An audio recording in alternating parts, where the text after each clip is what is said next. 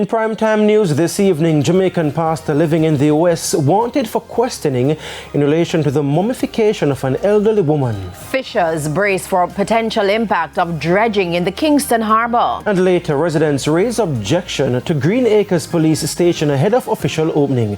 Good evening and welcome to primetime news. A special welcome if you're watching on TVJ International, that's in the Cayman Islands, or online at onespotmedia.com. I'm Giovanni Dennis. And I'm Janella Precious with a preview of what's to come in business news. Here's Anthony Lugg.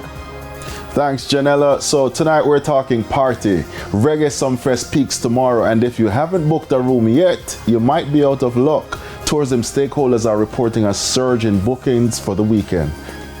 Oh, and Jermaine Brown is here to give us a preview of what's to come in sports. Jermaine.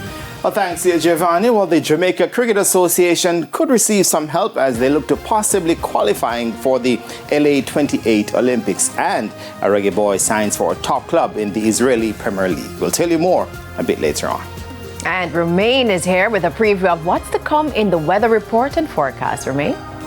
Thanks, Janella. Strong winds are in the forecast for most of this weekend. We have small craft warnings for both in and offshore areas.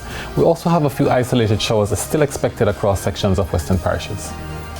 There's also sports commentary and E-Prime in this newscast, but before the break, here's our feedback question. And this evening, we are asking, what are your thoughts on the government's plan to renovate the National Stadium? Now you can share comments online, facebook.com/televisionjamaica, or post on X at TVJ News Center.